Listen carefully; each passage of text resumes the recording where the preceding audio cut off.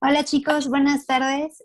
Pues a nombre de CAEM UAEH les damos la bienvenida a esta actividad que forma parte de pues un protocolo que ya estarán viendo más adelante, que es el TEPA, el Taller de Elaboración y Publicación de Artículos. Yo soy la alum de CAEM, mi nombre es Jacibe Flores y pues hoy vamos a tener una plática sobre la importancia de publicar, que pues es meramente lo que compete al Comité de Publicaciones Médicas. Entonces, pues espero que lo aprovechen mucho, que aprendan y pues ya, los dejo con David Alviso, que es miembro activo de SCOMP y nos va a contar quién es nuestro ponente del día de hoy. Buenas tardes a todos. Bueno, les voy a mencionar un poco sobre nuestro ponente. Su nombre es Tomás Eduardo Fernández Martínez. Es doctor y maestro en ciencias con especialidad en farmacología.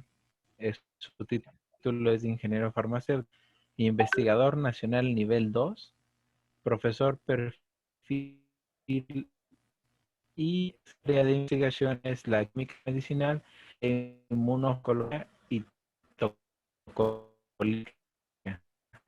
Un doctor en ciencias, en farmacología y farmacología, ingeniero farmacéutico con especialidad en desarrollo de procesos. Tiene alrededor de 40 artículos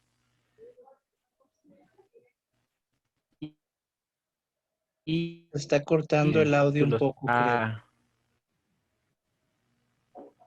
Sí, ¿verdad? ¿Me Pensé corta? que, pensé que Sí, era yo. Sí, un poquito. sí, se te está cortando un poquito el Ok, audio, Davidcito.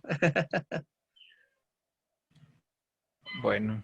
No sé Si qué. quieres, no sé si me escucho mejor yo, si quieren, va a sonar Sí, a doctor. guayabazo. Va a sonar a guayabazo y no es la intención, se los juro que no, pero bueno, ahí está el currículum para que David no sufra con esto de que se corta el audio. Bueno, sí, como lo mencionaba, soy ingeniero farmacéutico con la especialidad en desarrollo de productos y procesos. Siempre me gustó la investigación y después, claro, estudié la maestría y el doctorado en farmacología en el CINVESTAB. A la fecha soy nivel 2 del SNI, del Sistema Nacional de Investigadores. Recién recibí el nombramiento ya como nivel 2. Ya se hizo justicia. Y a todos estos años de esfuerzo, tengo el perfil PRODEP-CEP, que es un perfil que se nos casi clasifica a los profesores que hacemos investigación, docencia, vinculación y extensión.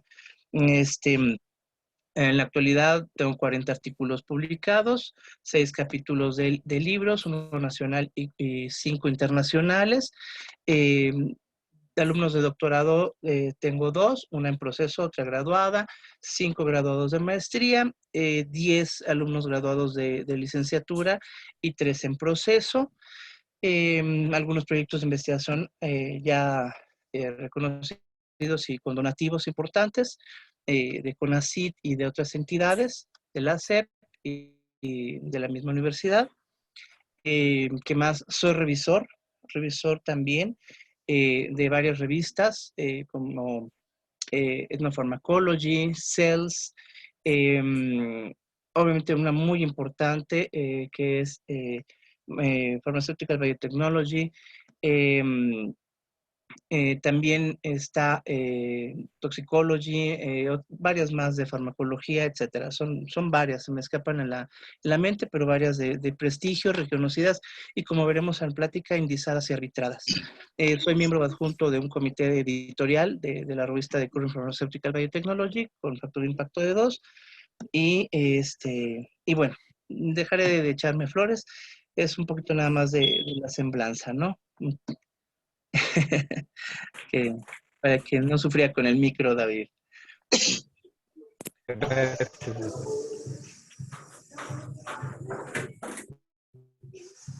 Muy bien.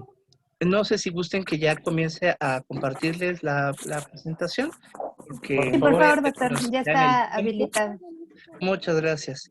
Porque si no vaya a ser que nos gane el tiempo y no quiero que nos gane con esto del Zoom, que nos están haciendo el favor de compartir y de apoyar.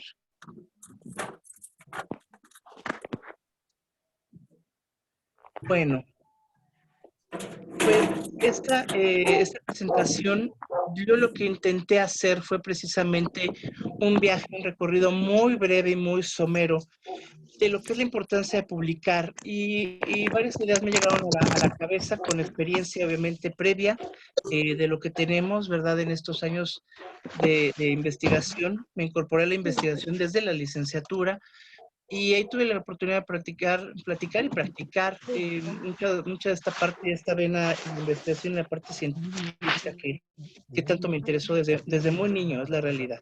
Entonces, justamente espero que se aclaren algunas dudas y que les pueda ayudar ese recorrido fácil de lo que significa la importancia y el impacto que puede tener el publicar artículos científicos u otro tipo de obras y materiales que ya veremos más adelante.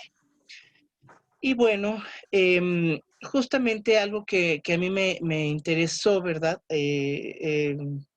Comentarles es desde el principio de la historia, ¿sí? Comenzar hace 355 atrás, recién cumplidos, el día 6 de marzo, ¿verdad? Por ahí se cumplieron ya los 355 años de que fue constituida formalmente la primera revista que hizo o se formó gracias a la intervención precisamente de un intelectual, sí, que era Henry Oldenburg, que pertenecía a la Sociedad Real Británica, y él a veces funcionaba como un intermediario entre varios investigadores, y dijo, bueno, ya basta de esto, yo creo que es mejor que haya un canal, un medio, para que los mismos investigadores compartan sus publicaciones y puedan ahí dirimir sus diferencias o puedan homologar lo que va avanzando de forma similar en el campo, ¿verdad? Y sus ideas, sus resultados y demás, ¿no? Y difundir el conocimiento. Entonces estableció el Philosophical Transactions de la Sociedad Real, y bueno, es precisamente la primera, prácticamente la revista más longeva que todavía está en la página que les pongo como referencia, lo podrán consultar. Y es muy interesante y es muy bonito porque todavía está activa la revista y muy interesante ponen esa imagen precisamente de la primera publicación y del primer número que ya se pudo editar como un medio de comunicación científica. Entonces, ¿cuál era el objetivo? Pues que las contribuciones originales de cada uno de los investigadores, no nada más en la Gran Bretaña, sino después, claro, permeó a toda Europa y más allá, poco a poco, pudiera ser un vínculo y pudiera estimular esta compartición y estas ganas de poder enterarse de qué estaba pasando en el ambiente científico y de investigación alrededor del mundo. Entonces, bueno, lo logró y todavía sigue esta revista. ¿Para qué precisamente es importante? Es la pregunta que viene en la presentación original, ¿verdad? De la promoción de este taller, de esta charla que tenemos el día de hoy. Y bueno, quise también poner los pros y los contras. Vamos a comenzar por decir, ¿para qué carambas me sirve a mí tener una publicación o un artículo científico o de otra índole? Bueno, empezando porque la UNESCO dice que la finalidad, ¿verdad?, esencial de un artículo es comunicar los resultados de las investigaciones. Esa comunicación en donde hay un emisor y un receptor, pero también se establece un diálogo posteriormente entre muchos o los mismos originales a partir de donde emanó esta información. Se plantean las ideas, los debates de una manera clara, concisa y fidedigna. Eso es lo ideal. ¿Sí? La publicación obviamente es uno de los métodos inherentes del trabajo científico. El trabajo científico hay que entenderlo así como lo dice la UNESCO. Es algo inherente, es algo que no podemos dejar de realizar. Si yo estoy trabajando en algo, si estoy obteniendo un resultado, a alguien le puede resultar importante y a alguien le puede interesar y a alguien le puede resolver una duda, un problema, un planteamiento teórico, práctico y aplicado tecnológico el día de mañana o muchos años después, pero esa es la intención fundamental, ¿sí? Entonces, bajo mi perspectiva, ¿no? Lo que les pongo aquí es muy personal, es publicar, es compartir, es comparar, vamos a comparar resultados, Vamos a dirimir esas diferencias, vamos a ver quién tiene la razón, ¿sí? Porque hay veces que se forman grupos de debate alrededor del mundo. Difundir los datos que le pueden servir a los demás, mis propias ideas, mis conjeturas, mi forma de pensar, mi ideología, mi idiosincrasia. Muchas veces se refleja también en los artículos sin que tenga que generarse un sesgo. Eso que ni qué. Debe ser uno imparcial, ¿sí? Las personalidades no deben de tener cabida, aunque por desgracia ocurre, ¿no? No podemos ser santos, la realidad. La información debe ser actual. Eso es una cosa importantísima, que debe ser reciente, que debe ser veraz, que debe ser reproducible y además fidedigna, que los demás puedan reproducir en el mundo y darse cuenta que lo que dijo sí es cierto y además yo lo puedo modificar para que me sirva a mí en otra perspectiva o en otro experimento o en otra población, por ejemplo. Original, que sea de uno. Y muchas veces, claro, uno puede tomar bases de algunas otras cosas y tener una idea, y eso es lo que a veces se nos critica mucho en México, es que a veces hacen la misma, obviamente suena muy coloquial, pero así es la misma gata revolcada. No, no tanto así. Hay veces que es importante que se hagan otros modelos o que se evalúe en otros sistemas o bajo otras condiciones algo muy parecido, sigue dando generando resultados que pueden ser importantes. Si bien, claro, no es el ideal de que todo sea una idea súper brillante y súper original, al menos va a generar información y muchas veces es necesaria. O en algunas ocasiones lo que me he dado cuenta a través de mi historia como investigador en esta parte científica es que uno puede aportar cosas sencillas, originales y sencillas que pueden después tener un impacto importante al respecto.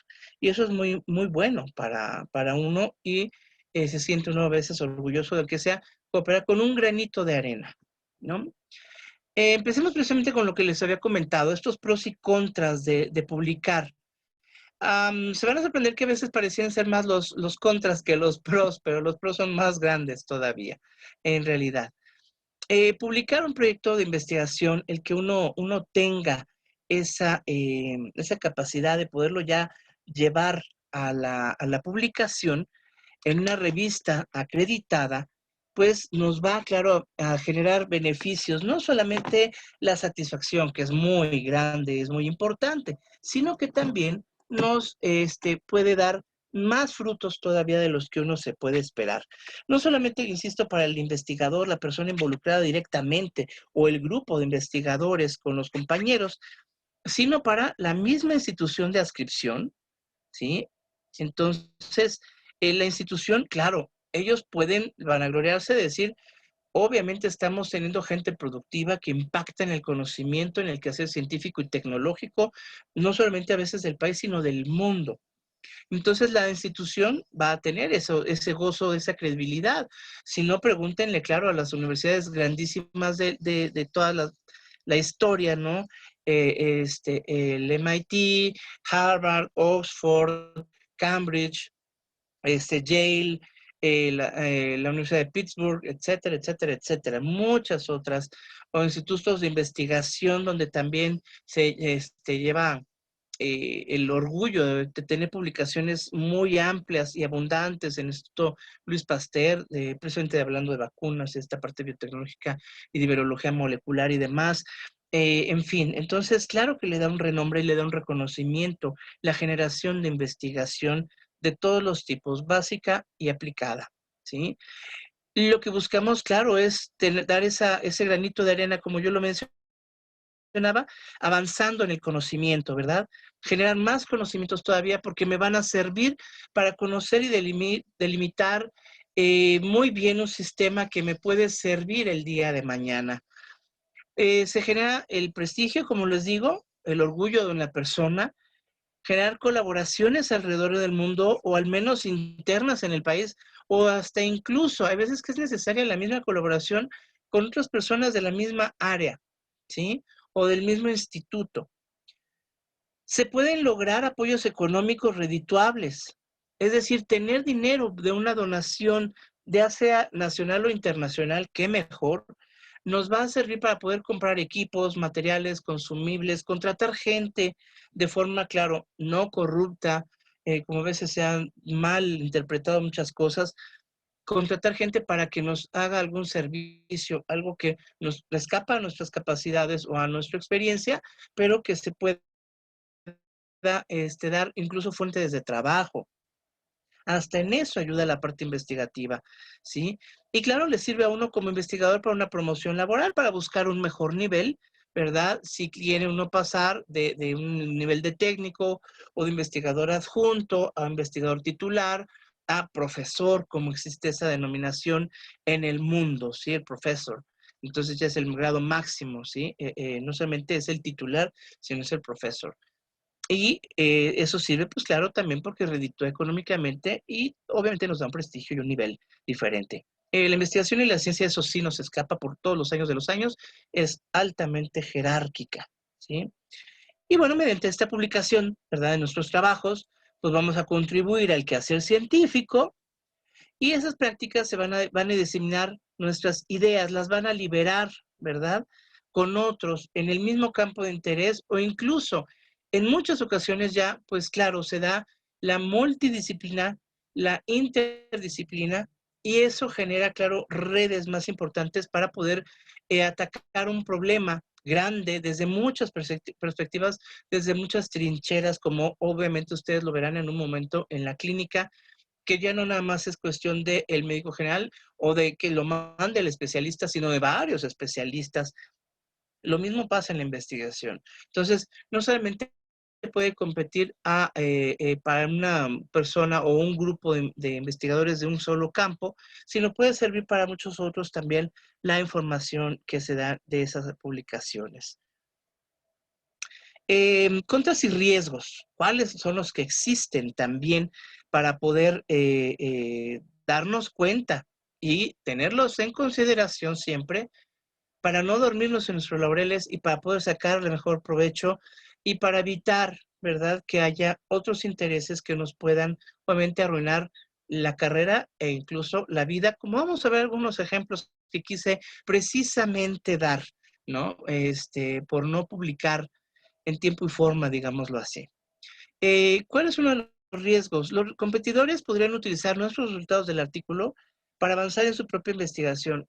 Sí, eso suena egoísta, pero es uno de los riesgos importantes, que pensándolo de la mejor forma, digamos lo que si alguien resulta, por ejemplo, hablando de cuando hubo grupos, el grupo francés y el grupo norteamericano investigando sobre VIH-Sida, ¿no? En la década de los 80s, que ya empezaba a haber problemitas desde finales de los 70s, esa es la realidad. Pero el boom, la explosión, ¿verdad? En Nueva York, en Los Ángeles, en muchas ciudades, donde empezaron los problemas mayores y ya se reconoció como una pandemia, ¿verdad? Mundial, pues obviamente había dos grupos importantes. Y el hecho de que se publicara algo que se pudiera utilizar para que avanzara la otra información y la otra investigación del grupo contrario, pues híjole, a veces sí es egoísmo, pero hay que quitárselo porque también hay que entender una cosa. Mientras sirva para avanzar y para obtener un bien común, mucho mejor, ¿no? El problema sería que no le dieran el crédito al investigador original. En un ejemplo rápido que les platico para no abarcar mucho tiempo, porque andamos cortos del mismo, es por ejemplo precisamente cuando se descubre el óxido nítrico por lo de los 90s. Desde los 80 ya se había trabajado y se había visto que algo que se producía en el endotelio vascular generaba pues el factor relajante vascular, ¿no? Sepa Dios qué era, nadie sabía en ese momento. Y bueno, años después, ya Furchgott y otros más, no recuerdo los nombres, ganan el premio Nobel por el descubrimiento del óxido nítrico y la importancia que este tiene, ya no nada más como un agente vasorelajante o vasodilatador, sino también, claro, como un agente neurotransmisor y antimicrobiano, oxidante y demás. Entonces, dejaron de fuera y el premio Nobel no se le confirió a Salvador Moncada por su origen latino, él es latinoamericano, por sus ideas de izquierda, y a pesar de que él ya llevaba muchos años trabajando en Inglaterra, Eso no le valió para nada, porque dijeron, no, sus ideas y su origen étnico no nos convence, ni nos conviene, y lo sacaron. Y claro, los resultados de él fueron fundamentales también para el avance de los otros investigadores acerca del óxido nítrico. Entonces, pues sí, son riesgos que son también inherentes a nuestro quehacer. La carrera de un investigador joven, sobre todo cuando el investigador es joven y apenas va empezando sus pininos y va dando sus primeros pasos, es descubrir un montón de cosas, ¿sí? Entonces se vuelve una persona muy vulnerable y pueden también quizás omitirlo de investigaciones por la perspectiva de otros que pesen más o que sean más importantes. En el mismo grupo de investigación puede suceder. Entonces, ojo con eso. Hay también que luchar por esos derechos, decir, yo también merezco ir, siempre y cuando merezcan ir en una publicación o estar en una publicación, porque su, obviamente, este trabajo ha sido importante y clasificado. Obviamente también eso hay lineamientos que los pueden consultar, lineamientos en investigación, ya son reconocidos ampliamente, los pueden bajar en archivos PDF. ¿Y qué es lo, por ejemplo, que se debe considerar para ser un autor de un artículo? Porque muchas veces también, si no es para tanto, se le podrá dar, obviamente, el reconocimiento solamente en una sección de agradecimientos y hasta allí. Pero hay que ver si sí lo merecemos o no de manera justa, ¿sí? La decisión de retrasar la publicación, a veces sí caemos en eso, muchas veces porque tenemos muchísimo trabajo, mucho que hacer previo, esa es la realidad, hay que ser sinceros. Tenemos muchísimo trabajo, pero en otras ocasiones porque decimos, no, quiero que esté más completa y quiero que esté más redondeada y hay que hacer más experimentos y vamos a mejor a evitar publicarlo por el momento. Y eso lo que puede generar también es un riesgo de que los resultados no estén publicados por uno y entonces llegue otro y que sí tenga o que vaya por la misma línea de investigación, que tenga a lo mejor no todos los resultados que uno está buscando o el impacto y lo publica y va a recibir el crédito entonces por publicar simple y sencillamente primero y se va a llevar el mandado, ¿no? Otros investigadores utilizan la información de un artículo para invalidar o cuestionar incluso los hallazgos de uno, ¿sí? Y eso es muy feo. Hay gente que parece que también, híjole, no es lo común, pero sí ha llegado a suceder en investigación en donde hay gente que dice, ah, miren lo que obtuvo. No, está mal y yo sí tengo la verdad, ¿no? Absoluta. Y entonces publican de manera conflictiva. Parece, pues sí, se oye feo, pero chisme de lavadero y no debería de ser. Esas conductas deben de ser evitadas, ¿sí? Por completo tener la suficiente ética y no utilizaré la palabra inadecuada de lo que significa la moral, ¿verdad? Es una palabra difícil de interpretar a veces, pero sí al menos creo que la ética de no generar estas cuestiones, sí podemos disentir o podemos ser diferentes en nuestra forma de pensar, nuestras ideas o nuestros resultados, pero habrá que demostrarlo y habrá que darle también la oportunidad del beneficio de la duda de los resultados del otro, ¿sí? Y no descalificar categóricamente, a menos, claro, que sea a todas luces, obviamente, un cuchareo, una mentira, una falacia, y deberán de ser castigados, claro que sí. Eso, el ser investigadores con un reconocimiento o un renombre no nos va a eximir de que debemos de presentar siempre, obviamente, las cuentas claras, ¿sí? Uno de los ejemplos de no publicar a tiempo, justamente, es, a lo mejor algunos ya lo habrán leído en algún caso, por ahí en algún libro, fue el problemón que tuvieron por muchos años, desde 1699 hasta 1711, ¿verdad? Sir Isaac Newton y el gran investigador matemático Leibniz. Leibniz publicó antes que Newton, y sus ideas sobre la creación del cálculo diferencial y del cálculo integral, ¿verdad? Newton solamente había hecho algunas notas y muchas veces en ese entonces apenas estaba, recordemos la fecha de que empecemos a platicar, ¿verdad? Ahí en Inglaterra con la revista, ¿verdad? De estas transacciones filosóficas. no siempre se publicaban los artículos, sino que se esperaban a publicar un libro, aunque fuera un libro delgadito, sencillito, pero querían que saliera el libro. Pero un libro es mucho más lento. Su concepción, su desarrollo, su edición y publicación es mucho más lento que un artículo científico. Y entonces, desgraciadamente, Newton, pues se echó a dormir en sus laureles y dejó pasar el tiempo. Pero además habían trabajado de forma independiente. Desgraciadamente para Leibniz, él no era tan famoso ni tenía tanto renombre, ¿verdad?, en la crema innata como Newton. El problema es entonces que lo acusaron de los partidarios, que él tenía muchísimos a pasto, Newton, pues lo acusaron fácilmente de plagio, utilizaron su publicación con fines muy maquiavélicos, y pues es que el que debe de pesar más era Newton, y entonces él murió, Leibniz murió en la desgracia.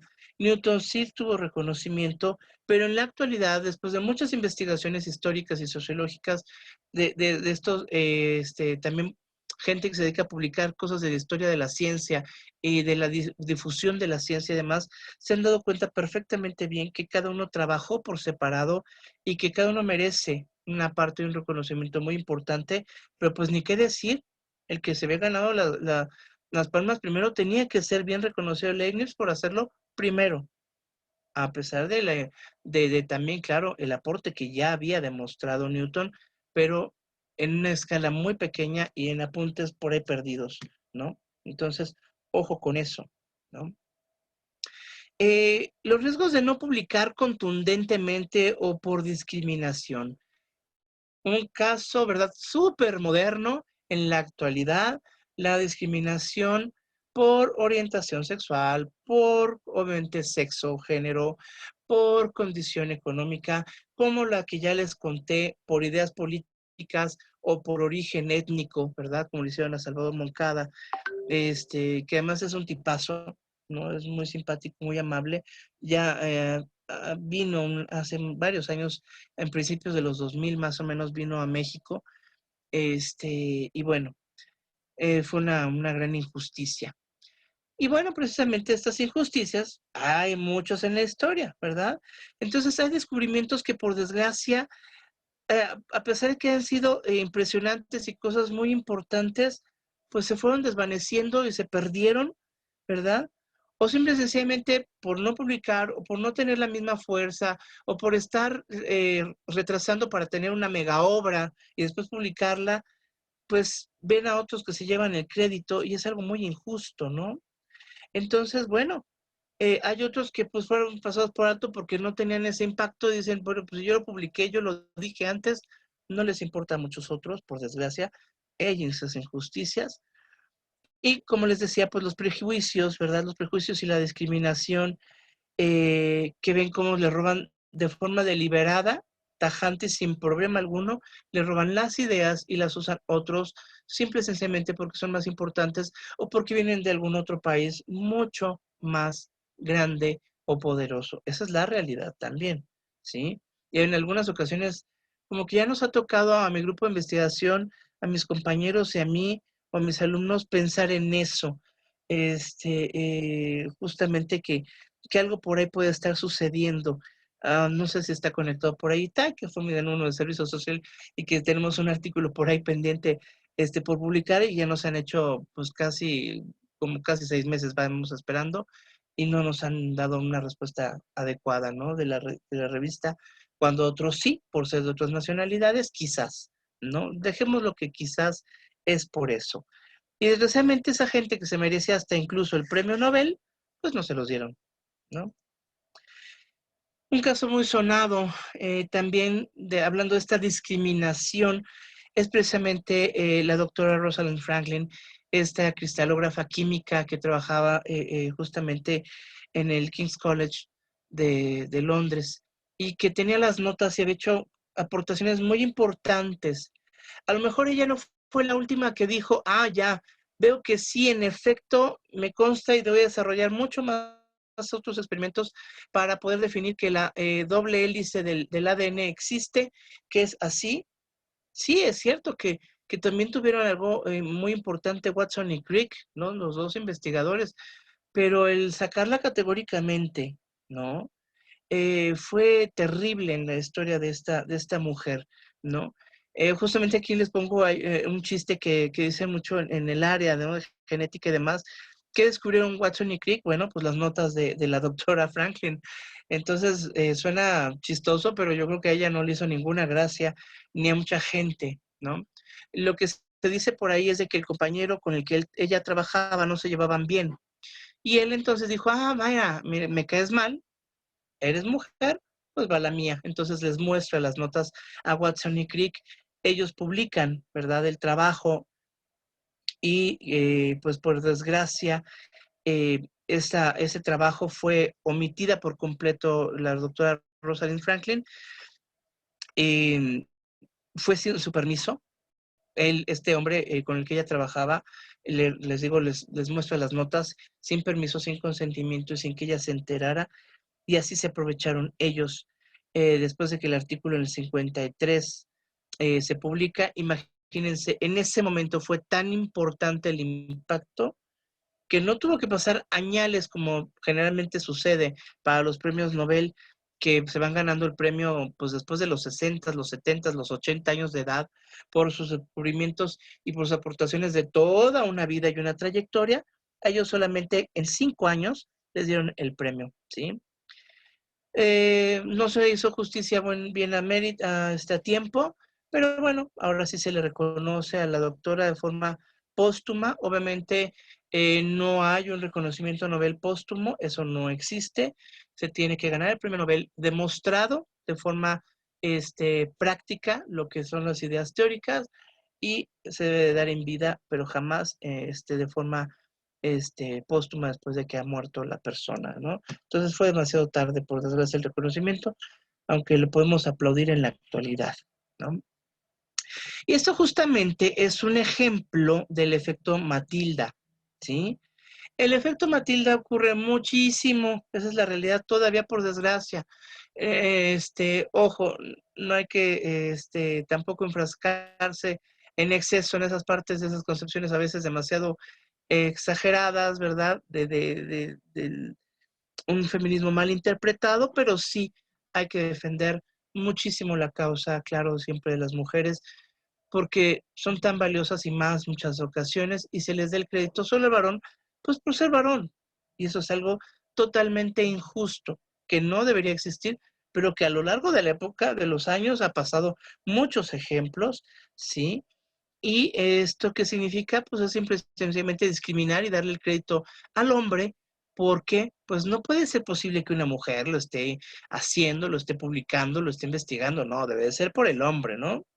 Y entonces ese sesgo y esa discriminación es el efecto Matilda, ¿no? Lo describió precisamente una mujer sufragista y abolicionista, que era Matilda Jocelyn Gage, de donde toma el nombre Matilda, precisamente. Ella lo descubre y ella está abogando por el voto de la mujer, claro, que se hiciera efectivo, porque era una injusticia, digo, México hasta ya muy entrado el siglo pasado, ya les dejó votar, qué injusto, ¿no? Cuando en otros países ya se hacía desde mucho antes. Pero bueno, ella escribió un ensayo que era el Woman as Inventor, y esta Women as Inventor fue publicado en 2 partes, primero como unas notas en el 1870 y ya después de forma completa en el 83. Y cuando lo lee, todo lo que ella había dicho, precisamente el término de efecto Matilda, pues la acuña esta historiadora de la ciencia, Margaret Rossiter, en el 93, y a partir de allí se está utilizando. Y bueno, hay ejemplos como el que les acabo de mencionar, de la doctora Rosalind Franklin, de Marietta Blue y de Liz Meiner. Entonces, hay una contraparte, no nada más para los varones, sino para todo el mundo, que también se le llama el efecto Matthew. Y ese efecto Matthew es precisamente cuando se le reconoce solamente al que es la vaca sagrada, al investigador importante, el que es eminente y el que es docto en el tema, ¿verdad? Y desgraciadamente no se le da el reconocimiento a otro investigador o investigadora, pues porque no tienen tanta importancia, porque son jóvenes, ¿sí? Ese riesgo, como les decía yo, de ser omitidos porque pues él sí es parte del laboratorio y a lo mejor él fue el que le dijo, oiga, doctor, ¿no se le ocurre o no cree que sea esta la razón? Y siembran en el investigador la semilla y claro, a lo mejor el investigador tiene todo el conocimiento ya y la experiencia para decir, ah, sí es cierto, y redondear esa idea, pero hay que esa idea brillante, hay que reconocerla, ¿sí? Hay que pulirla y hay que reconocerla a la persona, al chico o la chica que hicieron esa aportación y por eso también hay lugares y niveles en los autores de un artículo científico. Entonces, pues darle el crédito solamente a un investigador importante y quitárselo a uno desconocido o menor, pues es el llamado también efecto Matthew. Y bueno, entrando más ya en materia, después de esta parte histórica de los pros y contras y los pequeños problemitas que se pueden encontrar en el camino, como es la discriminación en todos los sentidos, pues habrá que platicar justamente de los artículos científicos, los tipos que hay. No solamente un artículo científico, o dentro del artículo científico hay variantes, sí, la respuesta es claro que sí.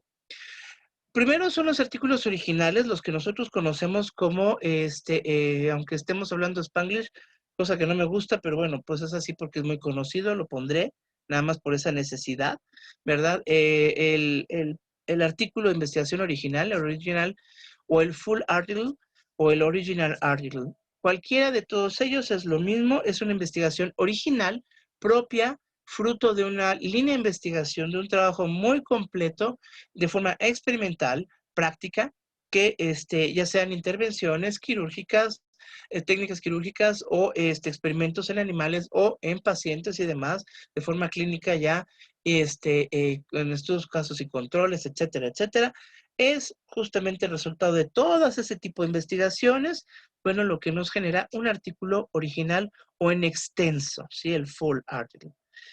Podemos hacer otro tipo de artículos, claro que son investigación también, son científicos.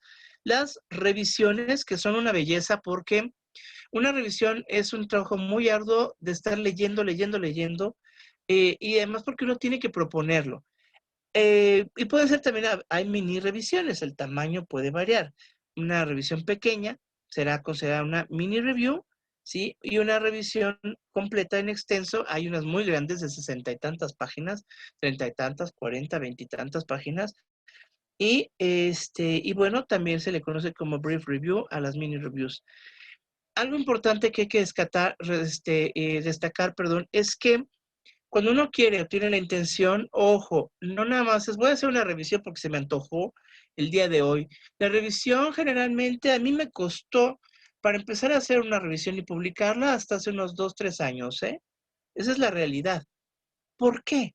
¿Por qué tantos años después, a mis 47 años, siendo que me estaba por doctorado a los 30, 31? Dice uno, bueno, ¿por qué tantos años tengo que pasar para hacer revisiones? Porque generalmente son con invitación. ¿Quién lo invita a uno a hacer una revisión?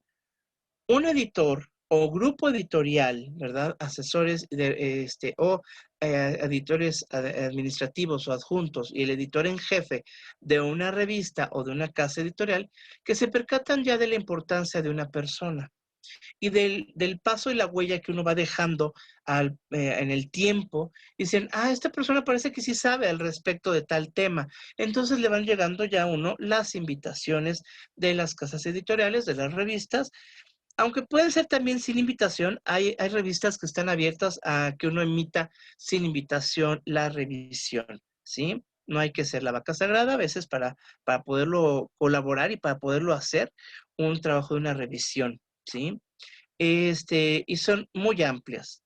Uno tiene que digerir, leer muchísimos artículos, digerirlos, conocer bastante del tema, ordenarlo, ¿sí? Y podérselo difundir y dar a una persona o a un lector de una forma en que, como siempre les digo a mis alumnos, lo lleves de la mano, te cuentes la historia que quieres, como si tú mismo, ¿cómo quieres que te cuenten esa historia? Así hay que hacerlo, ponerse en los zapatos del otro para llevarlo de principio a fin en ese viaje de una revisión de un tema importante, de un tema candente en investigación en ese momento, ¿no? A lo mejor no es súper importante en ese momento, pero ya se ganó un lugar en la historia, un fármaco, una técnica, un método, una posición, una ideología, etcétera, etcétera, ¿sí? Y eso es lo que dicen las revisiones. Los artículos cortos, los hay, son cuando uno tiene menos trabajo, menos datos y demás, pero que es algo importante, y uno ya lo quiere difundir. Es como casi lo que les digo aquí sería el apartar el tema. Vamos a apartar el tema antes de que nos lo gane alguien. Eso es muy importante. Si uno está postergando esa publicación, porque sí hay gente que quieren tener todos los pelos de la mula en la mano, ¿sí? Y empiezan a hacer y avanzan con más experimentos y más experimentos y más experimentos con muchos alumnos tesistas y demás, o alumnos de postdoc, hasta que tengan todo muy redondo, pues sí van a tener un super artículo, pero pues de aquí a no sé cuántos años. Pero entonces hay que ser abusados y entonces pues vamos a generar una short communication o short report, que ese artículo corto es como estar apartando y decir, ojo, yo ya lo vi primero, yo ya sé y les comparto que hay estos datos muy importantes en breve, ¿sí? Entonces eso es una oportunidad también de publicar para que después se pueda publicar el artículo en extenso. Ajá. A veces que se tendrá que dividir 2 o 3 artículos, depende qué tanto, o como les digo, hay gente que pues lo que les gusta por mucho es publicar todo. Las cartas al editor también por mucho son por invitación, ¿sí? También se invita a la persona a que las emita, o se le reconoce tanto que cuando se le escribe al editor, dicen, esta persona es importante, debo de recibir su carta, y se publica como una carta al editor, ¿verdad? En la revista, porque es una persona importante en un tema y va a dar su opinión, generalmente en alguna controversia, o sobre algo, una ideología o una historia de vida, una perspectiva histórica. Generalmente para eso sirven las cartas al editor, o porque se les señala, ojo, hay algo que está pasando importante ahorita en el momento, ¿sí? Y es una forma de comunicar el conocimiento y de dar un aviso a tiempo. Algo muy clásico para medicina van a ser los estudios de caso o los reportes de caso. No necesariamente como el ejemplo que estoy poniendo aquí, de que es una revista solamente de casos clínicos, ¿verdad? Estudio de casos clínicos. También los hay experimentales, claro que sí, pero generalmente son clínicos. ¿Cómo se les conoce? Como los case studies, case reports o el clinical case. Y también hay revistas de artículos científicos donde están dirigidos, la intención específica es métodos. Ahora sí, utilizando bien la palabra de metodología, el estudio del método. ¿Por qué? Porque ahí sí se valora que estamos aportando una técnica, un método y su estudio hasta parte filosófico, ¿sí? Y del por qué y para qué me va a servir, para ahorrar tiempo, dinero, esfuerzo, reactantes, qué sé yo, o una técnica mucho más amigable, como se llama ahora ya las técnicas verdes o la química verde, es ya no utilizar contaminantes o agentes en síntesis y demás que sean tan agresivos con el ambiente, qué sé yo, ¿sí? Eso también es una oportunidad. O métodos y técnicas quirúrgicas, también las hay. Hay tanto revistas especializadas en ello como otras que no, pero donde pueden incidir, ¿sí? Entonces son las llamadas methodologies, perdón, new techniques or methods. Sí, entonces cualquiera de ellas les va a dar la bienvenida para cuando uno quiera aplicar ese tipo de casos, de ejemplos también. ¿Dónde publicar? ¿No? Todas las revistas serán justamente lo mismo. ¿Dónde vamos a publicar un artículo científico? Bueno, pues tenemos, la consigna sería la más importante, es publicar en revistas específicamente indizadas y arbitradas. ¿Qué significa eso?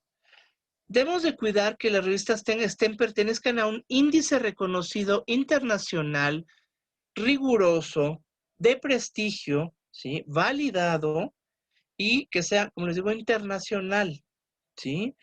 Hay muchos registros, ¿sí? Que van a validar la calidad de las revistas que están registradas, valga la redundancia, allí, en ese índice, que estén indexadas o indizadas, ¿sí? En buen español, en buen castellano. Entonces, ¿cuál ejemplo? Bueno, JCR, el Journal Citation Reports, el Scopus, PubMed, etcétera. Hay muchos otros, ¿sí? El Chemical Abstracts, el Index Medicus Copernicus ya es parte prácticamente de PubMed, Medline, etcétera. Un índice que valide y que sea adecuado, ¿sí? Y que sean arbitradas significa que haya pares académicos, pueden ser dos, un revisor duro y un revisor blando, generalmente es lo que se estila, pero las noticias son de que a veces nos pueden revisar un artículo 2, 3, 4, 5, hasta 6 personas, ¿no? Entonces tienen que estar recibiendo la retahíla ahí de sugerencias, de cuestiones, de preguntas, lo destrozan uno a veces, las críticas, hasta de tantas personas, pero generalmente son dos. Eso significa que está arbitrado, que hay revisores que están preocupados, ¿verdad? Porque el artículo sea confiable científicamente y que estén validando, ¿verdad? Que ese proceso de revisión sea por árbitros expertos en el tema, ¿sí? ¿Qué es al final de cuentas entonces este proceso? Pues es un mecanismo de control de calidad, porque no nada más porque yo lo digo, yo lo voy a publicar. ¿Y quién te revisó? Pues nadie, no, yo lo digo y a mí se me ocurrió y yo creo que es una idea brillante y ahí les va. Híjole, por desgracia en algunas ocasiones así pasa. Y les voy a contar rapidísimo una anécdota. Tengo una conocida, puedo decir que amiga, la doctora, María Campos, que ella ya dejó de ser investigadora, ya se jubiló de la parte de investigación del siglo XXI del IMSS, y ahora nada más se dedica a ser la editora en jefe de un boletín, me parece que el Hospital del Niño, el Hospital Infantil de México, no recuerdo bien si es ese o es otro, un hospital muy grande, importante, que emite sus boletines. Bueno, este boletín ya está incluso indizado en PubMed, cosa que le costó muchísimo trabajo por la exigencia de PubMed para indizar las revistas que ellos dan a conocer. Y validar con que obviamente siempre tenga revisores importantes y demás. Mucha gente de los que trabajaban allí trabajan en ese hospital, emiten sus reportes, dicen, ay, pues es la revista, el boletín de aquí de la casa, me lo van a aceptar como Juan por su casa, porque todo el mundo reconoce que yo soy, como dirían vulgarmente, Juan Camaney, yo soy la vaca sagrada, y ahí les va mi articulito, ¿no? Y creen que se los deben de publicar, y cuál resulta que a veces les dicen rechazado y se infartan.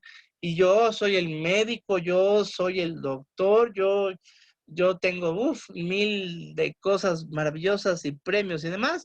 ¿Por qué se osan rechazármelo? Bueno, pues porque hay revisores. Y algo hay que entender, a veces son muy injustos, sí, sí es cierto, ¿eh? Me ha tocado, sí los hay. Pero la mayoría de las ocasiones, la gran mayoría, las críticas son muy constructivas, y sí mejora la calidad de lo que uno está publicando, lo que uno está emitiendo, porque hasta se puede mejorar de fondo y forma, ¿sí? Entonces, esa calidad, lo que ellos están revisando, es que los investigadores podamos tener de verdad adecuadamente un concepto, argumentos, y que sigamos esos principios científicos de ética, de no cuchareo, de no invención, de hacer las cosas como deben de ser, bien hechas, por duplicado, por triplicado, con pruebas estadísticas adecuadas, gráficas, etcétera, ¿sí? Con buenas referencias, con un muy buen número de referencias que validen y sustenten de forma teórica y que nos den o no la razón de lo que estamos encontrando. Entonces, esos revisores son convocados por el editor. El editor en jefe o el editor adjunto, después de que reciben el artículo de uno, dicen, vale la pena, ahorita vamos a ver el proceso, y lo va a mandar a doble ciego. Ni ustedes saben quién los estaba hablando, ni los revisores sabemos quiénes son. Son raros los casos en donde hay revistas que sí nos enteramos quiénes son a quienes estamos revisando, pero para ese caso ustedes pueden tener en el sistema, que ahora ya es eléctrico o electrónico generalmente, ustedes pueden decir, no quiero que me revise fulano, sutano, perengano, porque no me llevo bien con ellos y me lo van a destrozar a la malagueña, ¿sí? O ustedes pueden sugerir revisores también, evitando que sean los cuates de uno, ¿eh? Eso sí no se vale. Deben ser gente que no ha trabajado con uno, pero que sí haya trabajado temas similares y que sean expertos. Digo, no demasiado duros, porque si no se van a echar la soga al cuello. Si pido que me revisen mis trabajos puros premios Nobel, pues me lo van a destrozar en 2 segundos, ¿sí? Es más, ni lo van a querer leer. Entonces se va a evaluar la relevancia, qué tan importante, la calidad, la adherencia a esos principios, a esos métodos, a esas técnicas, a esos controles de calidad, que se cumpla con los requisitos de la editorial y de la revista, hasta de la forma, el formato, el tipo de letra, el tamaño, cómo se van a poner las referencias, las citas, etcétera, etcétera, etcétera. Otro método de control de calidad es el factor de impacto, que ustedes ya habrán visto en sus prácticas, ¿verdad?, de laboratorio de farmacología básica y clínica. Este fue un método que ideó Eugene Garfield. Él fue el dueño del ISI, del Index, Science Index, International Science Index, y después lo vendió, ya se volvió millonario, vendió su idea muy bien a la compañía Thomson Reuters, que por medio de su filial electrónica, que es Clarivate Analytics, es quien hace las páginas electrónicas y le sube la información a Thomson Reuters, pues han creado el famosísimo JCR que mencioné en un par de diapositivas atrás. Este JCR es el índice más nice, le digo yo, el más importante, el más pesado en el mundo, porque son los que son mucho más estrictos, cobran muchísimo dinero a las revistas y a las editoriales por indizar, y les piden las perlas de la Virgen de demostrar periodicidad, quiénes son sus revisores, cómo están bien conformados su comité editorial, que haya dinero, que haya recursos para continuar la publicación, etcétera, etcétera, etcétera. Un rigor muy severo. La segunda, quizás más importante también y de rigor, es Scopus, ¿sí? PubMed es más laxa y da, pues, obviamente cabida a muchas más tipos de revistas, pero todas, claro, de calidad siempre. Y bueno, este factor de impacto, ¿qué es lo que mide? Simple y sencillamente es un factor que él inventó, Eugene Garfield, en su momento, el número de veces que se ha citado una obra entre el número de artículos que se han publicado en un periodo de tiempo. En un año, en 2 años, ¿cuántos artículos has publicado, revista? Tantos. Ah, bueno, ¿cuántas citas hubo? En otras revistas reconocidas, es el número de citas de revistas reconocidas de otros autores que están citando sin autocitas a los autores que publicaron en la revista. Se van a dividir, es simple y sencillamente una razón, ¿verdad? Se divide entre el número de artículos publicados, y ese es el famoso factor de impacto. Por eso hay revistas que tienen, me parece, las más altas, que son New England Journal of Medicine o Lancet, etcétera, andan en los 40 y tantos, 50 y tantos. Science y Nature también andan en los 30 y tantos, 40 y tantos, se van moviendo. Pero algunas de cáncer y de inmunología han rebasado a veces los 130 de factor de impacto. ¿Qué significaría? Que uno que publica allí se vuelve un semidios del Olimpo, porque es casi seguro que en algún momento más de 100 citas tendrás tan solo en algún artículo. Eso es calidad, o sea, pero el impacto que se espera, eso es justamente qué tanto impacta en la comunidad científica un artículo que se ha publicado. ¿Cuántas veces lo están citando? Porque le pareció importante e interesante a otro revisor, a este otro autor. Hay otras clasificaciones más, sí, claro, como el SNP, que ese es más reciente, que también pertenece a Scopus. Es la fuente normalizada o el índice de fuentes normalizadas por artículo. También Google ya dentro de su página del Scholar tiene ya esta capacidad de generar un índice, ¿verdad? No es el más bonito, porque pues a Google no le importa si nos están citando. Digo, por ego sí, a veces uno dice, ay, me están citando en una tesis en Japón o en China o en Rusia. A mí me ha pasado muchas veces, ¿no? Que trato de ver el texto y pues ni le voy a entender porque está en ruso, nada más puedo revisar el resumen, ¿no? En inglés, pero ellos aceptan incluso estas citas en tesis, cuando, por ejemplo, JCR ni soñando, o sea, solamente va a cuantificar citas de revistas en índices reconocidos que sean ellos mismos los Scopus, no más, no menos, ¿sí? Este índice Simago también es lo administran por medio de Scopus. Scopus ha crecido muchísimo, y Sans Direct, que las dos son compañías de Elsevier, una de las compañías editoriales más grandes del mundo y más reconocidas. Y bueno, pues a uno tiene que cuidar que se cumplan con estos factores de calidad. Por eso publicar no es nada sencillo. Es muy difícil muy complejo, muy desgastante. Y claro, las instituciones van a reconocer, ¿verdad? Al final de cuentas, el número de artículos publicados, ¿verdad? Las revistas indizadas, en cuántas revistas arbitradas está uno publicando, que sean internacionales. Por ejemplo, el Sistema Nacional de Investigadores no nos va a tomar en cuenta capítulos del libro o artículos que han sido publicados en revistas propias de, por ejemplo, de la universidad. Si yo publico algo en la misma universidad, no me lo va a considerar el Sistema Nacional de Investigadores. ¿Por qué? Es muy sencillo de entender, porque lo clasifica como endogamia. Es más fácil que me publiquen a mí por pertenecer de la universidad a que yo publique en otra cosa más reconocida y donde nadie me conoce, ¿sí? Y donde mi trabajo va a hablar por mí. Entonces, ahí no habría, es más difícil que se diera la endogamia, y entonces por eso es importante que se cumpla con que sea una revista, una editorial diferente a donde uno está, o tiene la adscripción o la afiliación, etcétera. Reconocerán el factor de impacto, el número de citas que uno va generando a lo largo del tiempo, ¿verdad? Y bueno, pues todas estas cosas hablarán como para decir, bueno, sí te voy a contratar, sí te voy a dar una beca, te voy a conceder un premio o te voy a promover de nivel si ya estás en un nivel B, que pasas al C, por ejemplo, ¿no? En fin. El nivel de clasificación de una revista con una medición de su calidad y del valor, ¿verdad? El investigador es importante.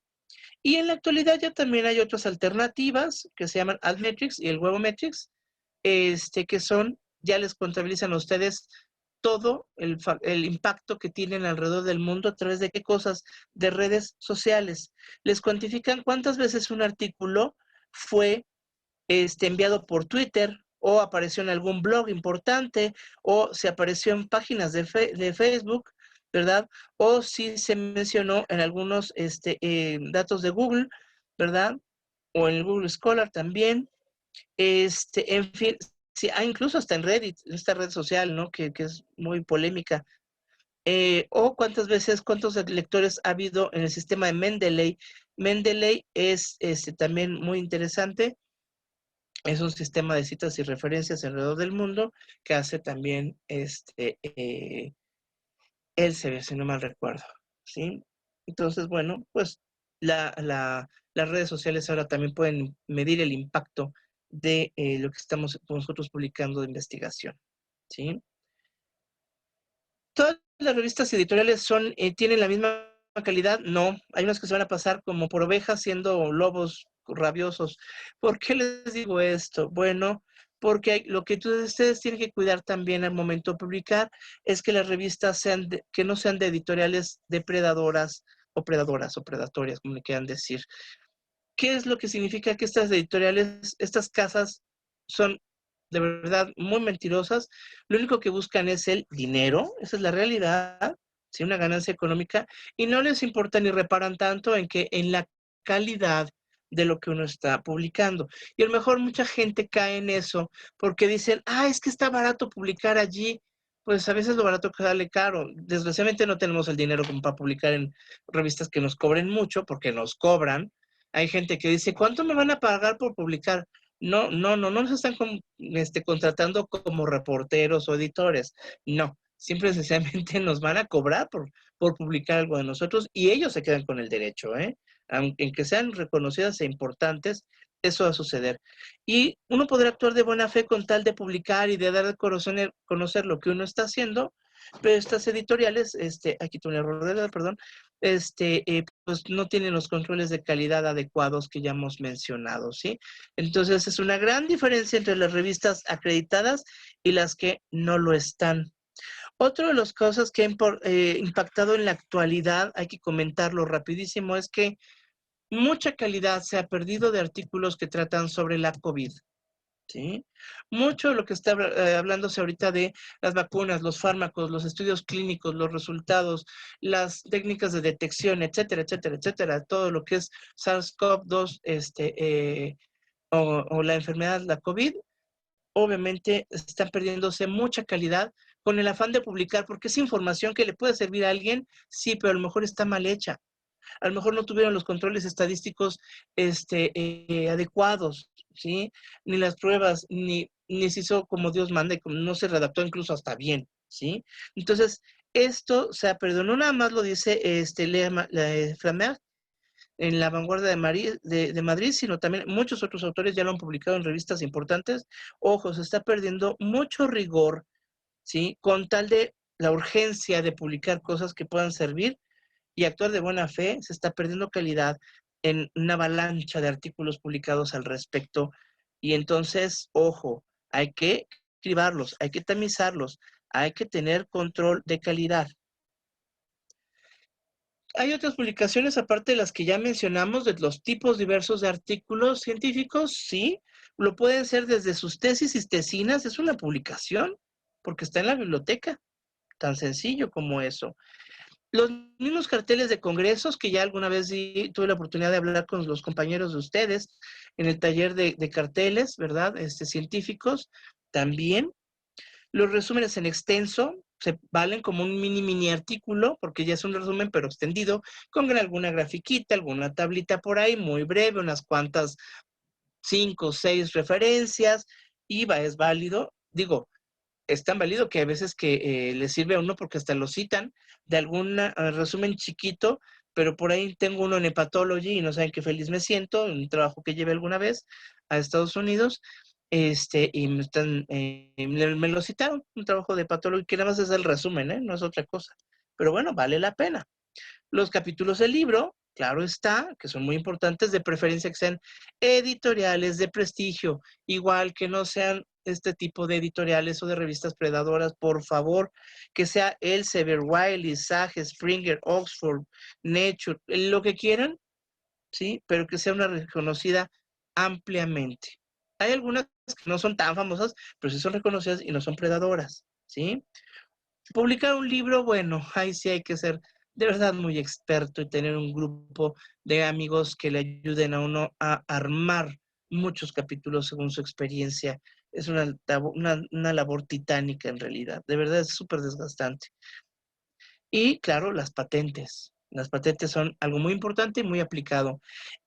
También no nos vayamos con la finta. El tener una patente no significa que ya resolvieron su vida económica. Hay muchas patentes que no generaron jamás dinero. Fueron una inversión, pero nunca generaron dinero, no se vendieron. Y podrían haber sido interesantes, pero de ahí no pasaron, ¿eh? Que quede claro. O sea, el tener una patente es muy bueno, es muy padre, sí. Es un reconocimiento tecnológico y aplicativo, probablemente, sí. Pero no significa que sea de verdad exitosa y que vayan a ganar mucho dinero. No, no siempre. Pero es bueno tenerlas, claro.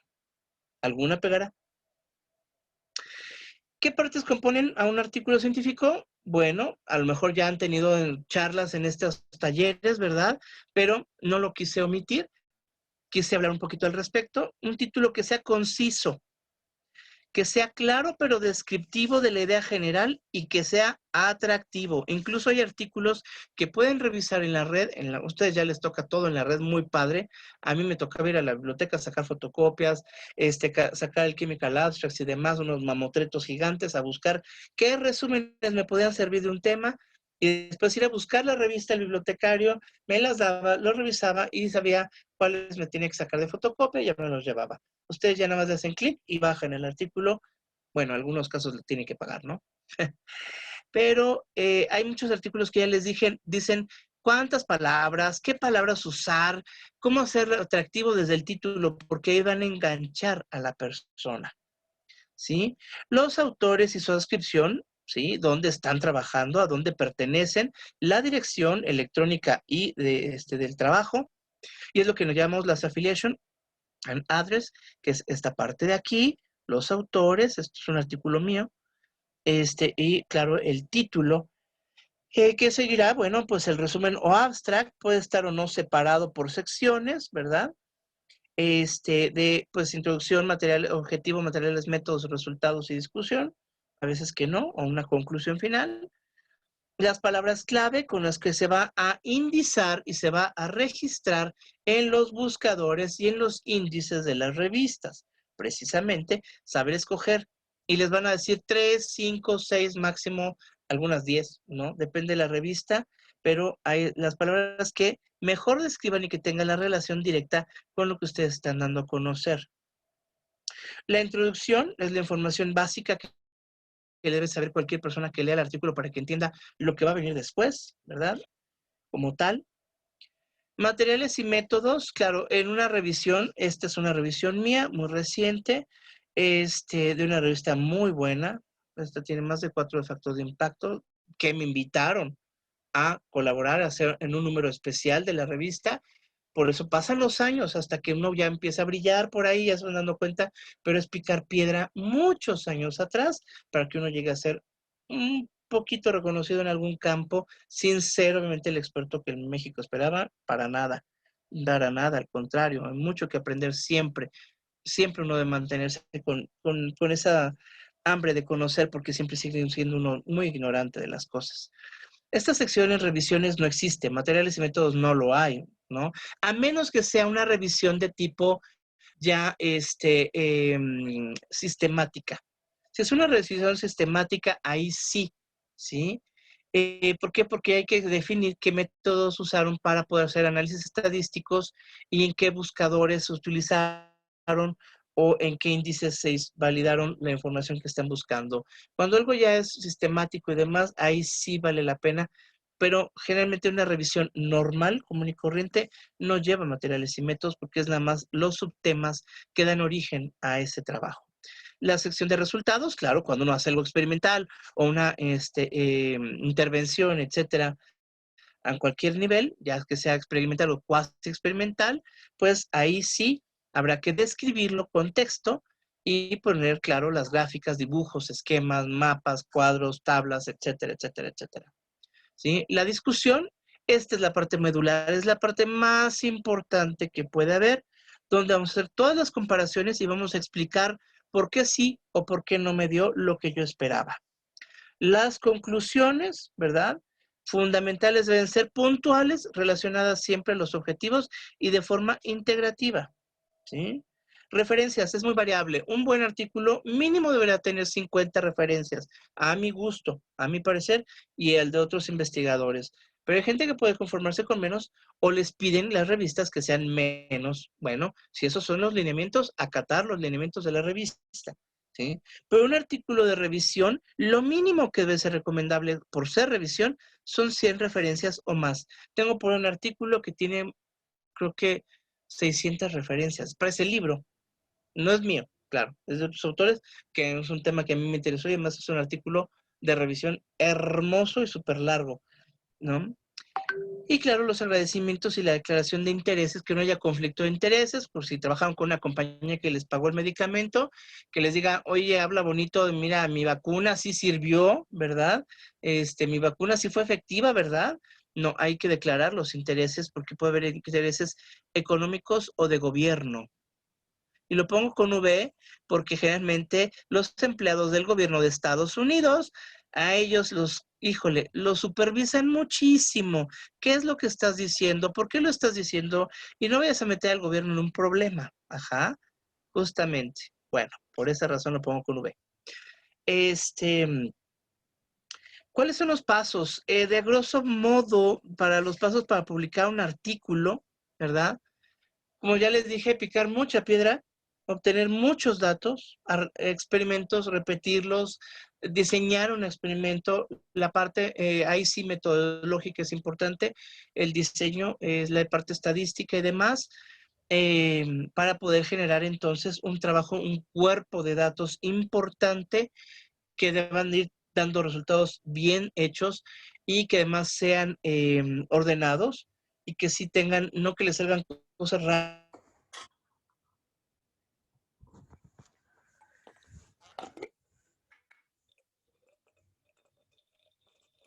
muchas malas, o no les da, o a veces ni crece.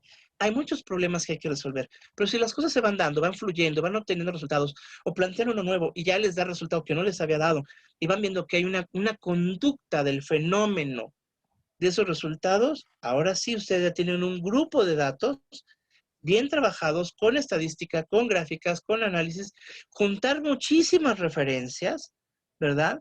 para entonces tener ya un tema interesante, novedoso, original, ¿sí?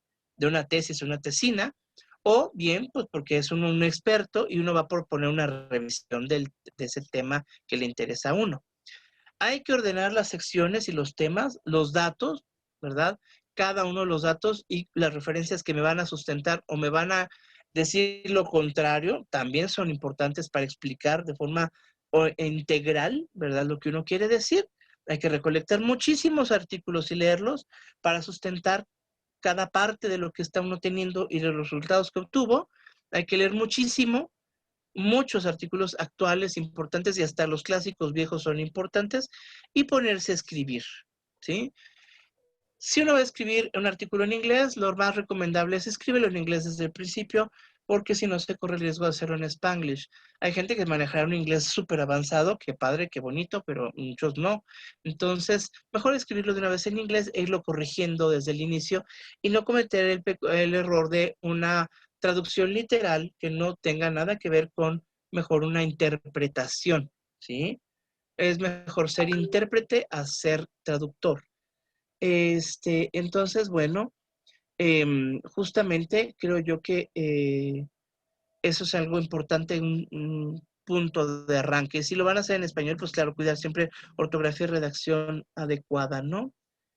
Bueno, la escritura puede seguir un formato que ya esté predefinido porque nosotros ya escogimos la revista que nos vamos a mandar, o bien podemos generar un formato libre que después lo adecuemos a la revista que queremos enviarlo, que hemos seleccionado para tal efecto.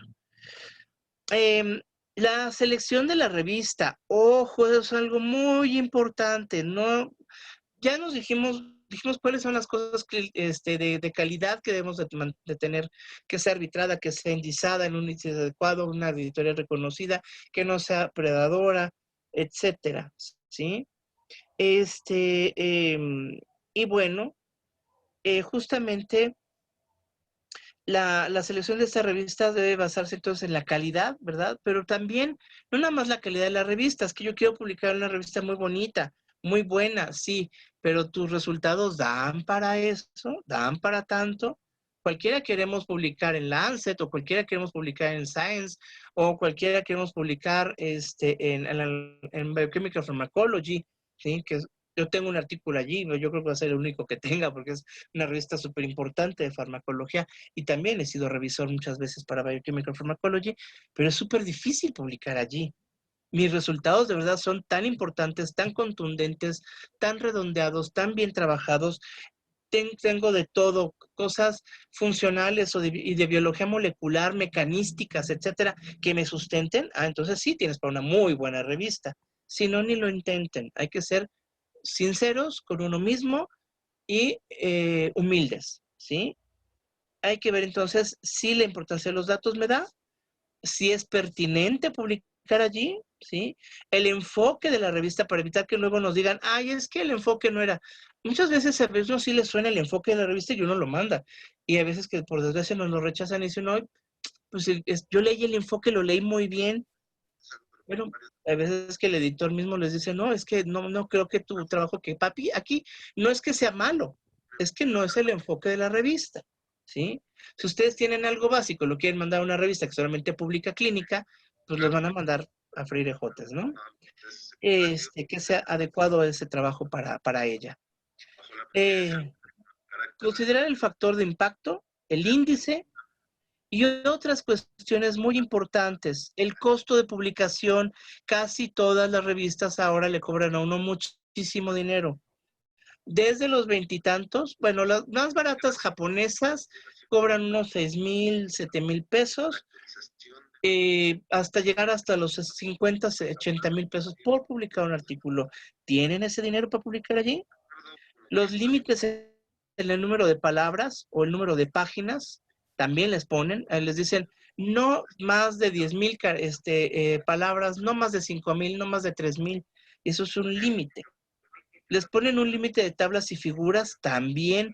Les dicen no más de 5 tablas y figuras. Híjole, pues hay que poner a veces figuras con paneles, ¿sí? Que nos ayuden a eso. Otra cosa a considerar, el costo de las figuras e imágenes a color, como el ejemplo de esta figura. Esta no me la cobraron porque ya me cobraron o nos cobraron a los autores la publicación. Este nos costó como 35,000 pesos publicar en Molecules. Pero una otra revista a veces puede ser de no cobra mucho o no les cobra, cosa que ya es raro que ocurra, pero puede suceder que les cobren mínimo 10,000 pesos. El costo general es $1,000 por imagen a color publicada, sobre todo cuando es impresa. Cuando es electrónica, en la actualidad ya no cobran, por ser electrónico no hay problema. Otro costo que hay que sufragar es el costo de la corrección del inglés. Hay compañías muy bien reconocidas que les corrigen a uno el estilo, el lenguaje, la ortografía. Y si se va a pagar el acceso abierto es, ¿quieres que todo el mundo tenga acceso a tu artículo? Paga tanto. Uno está prácticamente pagando porque está abierto para el público. Eso se traduce en mayor número de citas. Es decir, lo van a consultar más para que alguien me cite después, muy probablemente. No me acuerdo, creo que omití en una diapositiva antes, perdón, que me regrese. Esta página se la recomiendo mucho, la Bills List, no, la omití, perdón, pero esta Bills List es la que tiene uno que revisar para que no caiga uno en manos de las revistas depredadoras o los editoriales depredadoras. Ojo, esta es de libre acceso, entonces pueden entrar para que evitemos caer en esas garras, ¿no?, de gente sin escrúpulos. El proceso, bueno, una vez que hemos terminado el artículo, lo tenemos que revisar, corregir muchísimo, ¿verdad? Y seguir el formato que nos digan en la página. Llega al editor en jefe, el editor en jefe dice si está bien o no tiene el enfoque o no tiene la calidad, lo rechazo, o bien si está bien, está en el enfoque, me parece interesante, voy a ver qué dicen los revisores, lo manda al mínimo de 2, ¿verdad? Asignan un número de manuscrito que es para darle seguimiento, ¿sí? Es como su número de boleta para darle seguimiento al artículo. Ellos lo revisan, lo evalúan todo lo que ya mencioné, la pertinencia, la calidad, la estadística, las gráficas, el inglés, todo, la gramática, la ortografía, etcétera, etcétera, etcétera, ¿verdad? El tipo de experimentos, o les van a pedir experimentos y demás, y bueno, el tiempo de espera es muy variable, pueden ser meses, generalmente semanas, pero hay veces que son meses la espera, ¿verdad? Para ver si el artículo merece ser publicado o no, y qué es lo que dicen ellos, si lo rechazan o si hay que hacer revisiones y cambios. Bueno, justamente, ay Dios, perdón. El artículo, como les digo, puede ser rechazado desde la vez primera, ¿sí? Del inmediato, porque no entra en el enfoque, no tiene la calidad. O bien puede ser enviado, como les digo, a los revisores. Lo pueden aceptar con o sin correcciones. El sin correcciones es un caso extremadamente raro que eso ocurra. Generalmente pueden pedir alguna que otra corrección pequeña. O bien revisión mayor, hay más correcciones, deberá ser corregido en fondo y forma, ¿sí? Desde el inglés hasta, les pueden pedir incluso que hagan más experimentos o aporten más evidencias y les darán el tiempo adecuado para que cumplan con todas las exigencias de los revisores, ¿sí? Yo no tiene, aquí les puse un ejemplo, es de un artículo que yo revisé. Estas no son mis preguntas, son de otro revisor, pero entonces los autores tienen que ir diciéndole y respondiendo a cada uno de los revisores qué preguntó y sus respuestas adecuadas, qué cambios hicieron, en qué página, en qué número de línea, qué es lo que dijeron y referencias que sustenten lo que están diciendo o si tuvieron que o no hacer experimentos y por qué, ¿sí? Entonces, bueno, nada, eso sí, grábenselo por favor, nada garantiza que lo acepten y el editor toma la decisión final. Hay veces revistas que les cobran por el proceso de revisión y no les garantiza que eso vaya a ser aceptado. Entonces van a perder el dinero, ¿eh? Y bueno, pues la corrección y la revisión, ¿verdad? Si hay un rechazo, ¿qué es lo que hay que hacer? Pues hay que volverlo a empezar, hay que volver a adecuarlo, buscar otra revista, buscar una que sea al menos del mismo nivel o un nivel mejor, menor, más bajo de factor de impacto. Y pues como les digo, reiniciar la secuencia. El tiempo de aceptación pueden ser de 3 meses a 2 años. Este es un ejemplo de un artículo. Imagínense, lo enviamos en enero, en enero 24 del 2020 nos dieron la respuesta de que ya fue aceptado. Y es momento en que todavía no se ha publicado. Apenas hace 4 días nos mandaron las pruebas de Galera. Es decir, miren, ya sí está. A ver qué correcciones. Estas son correcciones, sugerencias para las pruebas de Galera. Son cómo va a salir ya el formato final publicado el manuscrito. Entonces hay correcciones que uno puede hacer. Revíselo muy bien, que no haya errores de dedo. Le gusta cómo los pusimos, cómo pusimos las imágenes, las tablas, y uno dice, sí, está bien, o aquí cámbiale tal cosa. Es la última oportunidad de modificar algo, nada más de forma muy pequeña, muy minuciosa, apenas acaban de llegar. Es decir, 1 año, 2 meses después, ¿no? Y todavía no se publica. O sea, más o menos calculamos que para dentro de un mes quizás ya esté publicado este artículo desde aquel entonces, ¿no? Hicimos una colaboración aquí con el Instituto Politécnico Nacional, Escuela Nacional de Medicina y Homeopatía. Y bueno, ¿cuál es la conclusión de mi charla? ¿No? Que ojalá les sirva de algo. Pues sí, parece que los investigadores somos masoquistas, que disfrutamos de toda esta penuria, del gasto de dinero, tiempo, de esfuerzo, corajes y demás. Pero sinceramente no se compara nada a la gran satisfacción. Ese calvario, la verdad es que es una satisfacción maravillosa cuando uno ve un trabajo publicado, no por el ego, sino porque es pensar que uno puede aportar algo a alguien que le va a servir para su salud o a alguien que le va a servir para su técnica, para su propio artículo, para su propia tesis, ¿no? Y que aprovechen esa información que les sirva y que uno está colaborando aunque sea un poquito con algo. Este es un artículo muy sencillo que es trabajo de una tesis de maestría de una alumna mía y que, bueno, pues es una grata sorpresa ver que fue reconocido en el año del 2018 al 19 como uno de los más importantes de los artículos de la revista Journal of Biochemistry. Y bueno, pues eso me gustó muchísimo, uno de los más bajados, ¿verdad? Y reconocido en la editorial Wiley. Y pues bueno, nada más me queda agradecerles que tengan mucho éxito en sus publicaciones, que tengan muchas citas, ¿verdad? En el tiempo, que los vea mucha gente y en muchísimos países, como me han hecho el favor a mí de verlo, mi trabajo en muchos países y que les sirva de algo lo que uno trabaja y hace, ¿no? Si alguien tiene alguna pregunta, con todo gusto, esto para responderles, aunque hay muy poquito tiempo, perdón. El doctor, sí hay una pregunta en el chat, se la voy a leer. Por Dice, favor. Buen día, doctor. 2 preguntas. ¿Qué tal? Ya para el momento de escribir, ¿cómo evitar el plagio? Por ejemplo, estamos hablando de un tema o definición, un autor da un punto de vista y lo citamos, y luego otro da otro punto de vista similar, y nosotros como escritores contrastamos las ideas que están presentando los dos. Claro, uno lo tiene que hacer. Uno se va a tener que poner, dependiendo de los resultados que uno obtenga. Tengo un artículo que precisamente fue intencionado o dirigido a eso, ver los efectos de los anticonceptivos orales en el hígado, si eran para bien o para mal. Porque había referencias que decían, hacen daño, otros decían, les hacen muy bien, y otros decían, no hacen nada, ¿no? Ni fu ni fa.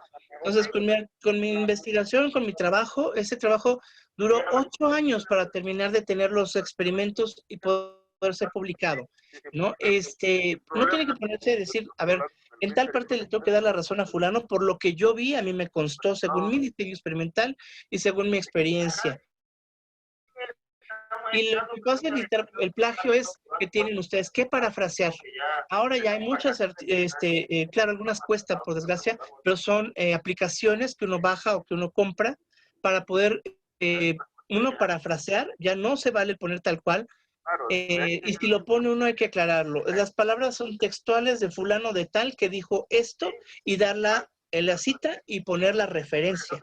Uno lo que tiene que hacer es parafrasear y obviamente poner las dos posturas, darles la razón quizás a uno con base en los resultados de uno mismo, pero parafrasearlo todo, no ponerlo tal cual como lo dicen ellos, porque eso sí se considera plagio y estas aplicaciones ya le detectan el porcentaje de plagio en todo el texto. Ya hay muchas aplicaciones al respecto, desgraciadamente muchas cobran, son costosas, ¿sí? Entonces, esa es una forma simple, sencillamente parafraseando y, como les digo, dándole la respuesta o poniéndose de lado de según lo que uno está observando para ser justo, ¿sí? Y siempre pensando que hay posibilidades de que uno esté equivocado, a pesar de todo.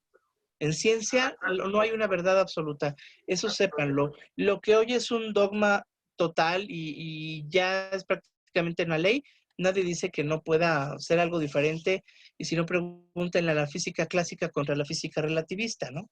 Entonces, híjole, hay cosas que ya pueden cambiar al respecto en el tiempo. No sé si respondí la respuesta. Mm, Bueno, ahorita sí lo dice el joven. Hay una segunda pregunta por el Sí. mismo joven. Dice, la segunda, cuando estamos leyendo un artículo y ese artículo está referenciando una idea con un índice en el texto, ¿citamos al artículo que estamos leyendo o al autor que está siendo citado? A veces es bueno poner de las dos. En algunas ocasiones es importante poner a alguien que está escribiendo lo mismo, lo que él obtuvo con base en un artículo original más viejo y muy importante, fundamental. Es bueno que citaran a los dos, ¿sí? Y no nada más a uno solo, que es el de la idea más acabada o más terminada o porque es el más moderno. Si a ustedes les está haciendo falta darle más reconocimiento al autor inicial que el segundo está citando, citen mejor a los dos, ¿sí? De preferencia. Lo ideal es irse a la fuente más primigenia, a la más fidedigna, a la más antigua, pero si también hay cosas o ideas que aumentaron y que hicieron mejor y más redondeados o más integrales el segundo autor que cita, pongan a los dos, al original inicial y al subsecuente. Y ustedes así que se cubren la espalda por completo de lo que están diciendo y lo refuerzan aún más, ¿sí? Lo que ustedes están explicando. Ok, doctor. Ah, ¿hay más preguntas? ¿Alguien más tiene alguna pregunta? ¿Puede prender su micrófono o ponerlo en el chat? Bueno, yo sí tengo una pregunta. Sí. Nosotros como estudiantes, ¿qué se recomendaría para empezar a publicar? ¿Podríamos empezar ahorita como estudiantes? Tal vez no en una revista muy reconocida, pero se puede. No, claro. Sí, sí lo pueden hacer. En algunas ocasiones, muchas veces llegan con uno y, oiga, doctor, es que yo quiero investigar y luego no tienen tiempo y no lo hacen, ¿no? Es la realidad.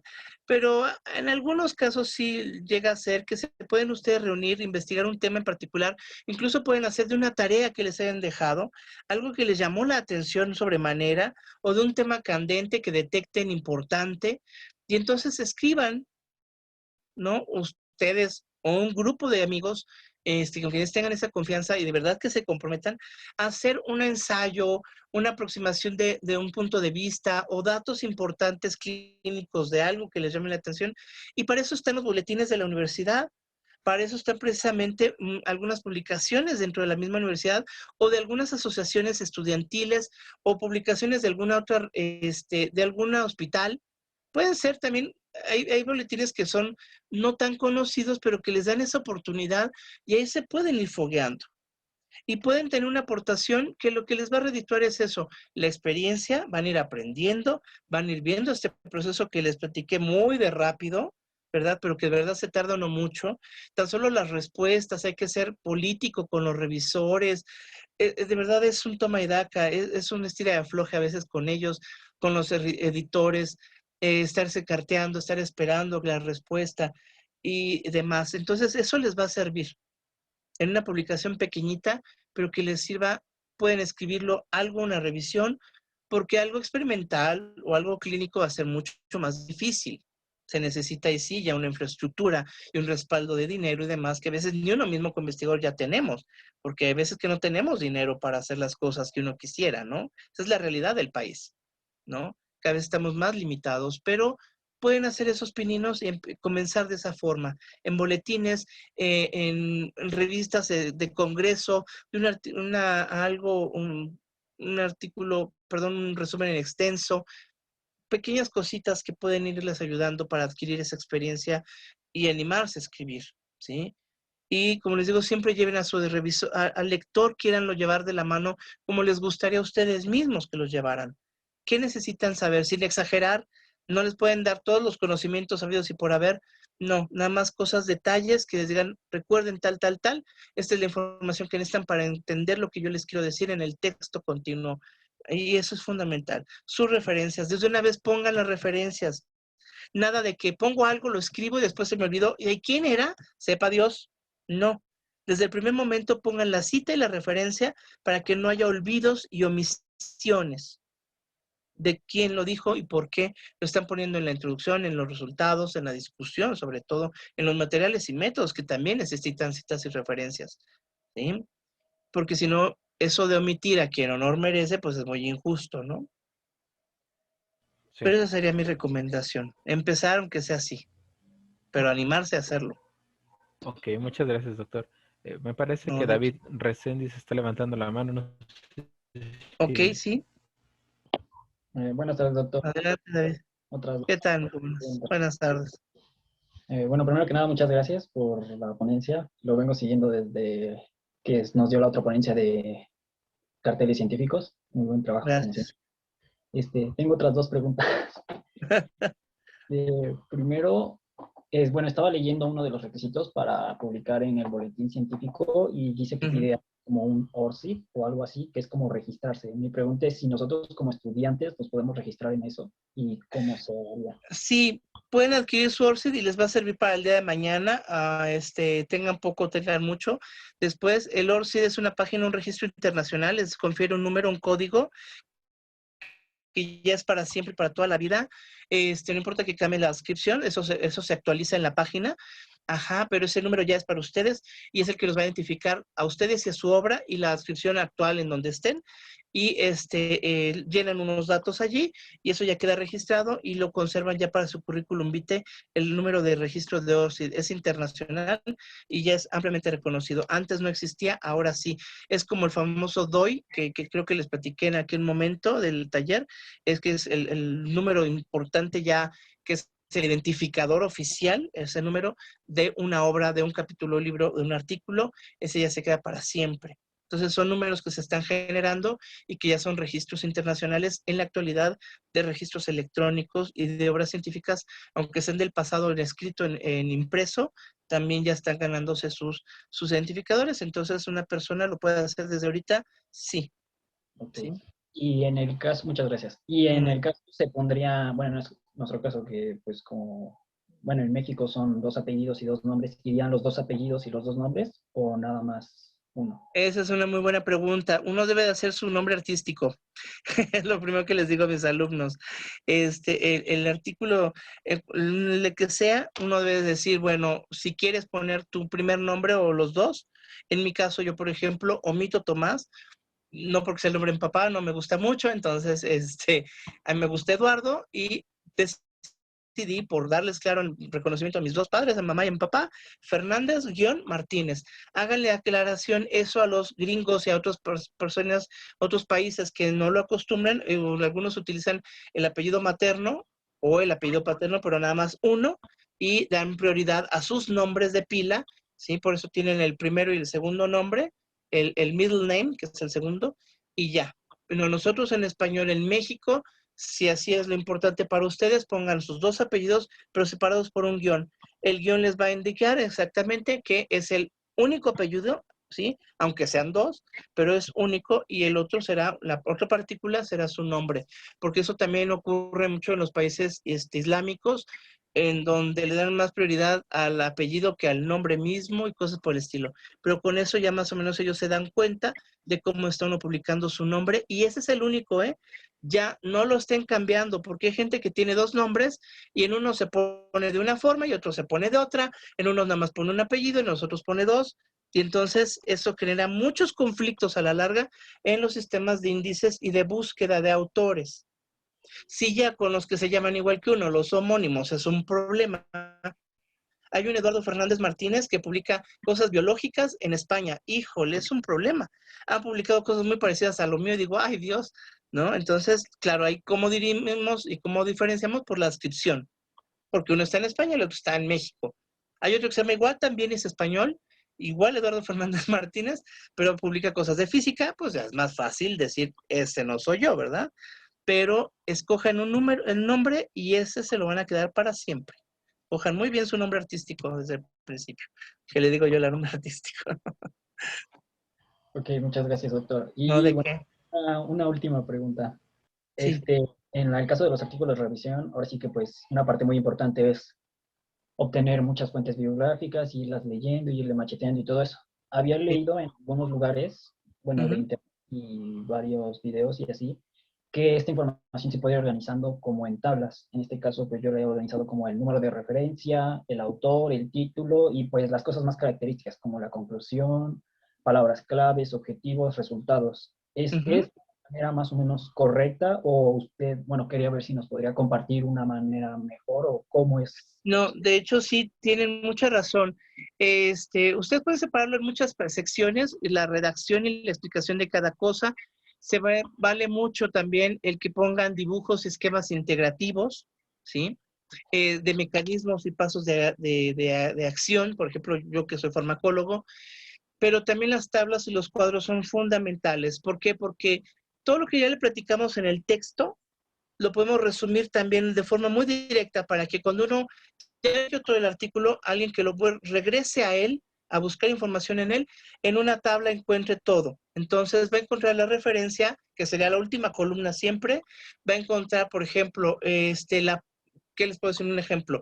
¿Qué planta medicinal, qué constituyentes se obtuvieron, qué productos naturales o qué metabolitos, cuáles son sus mecanismos de acción, qué efectos biológicos tuvieron y la referencia?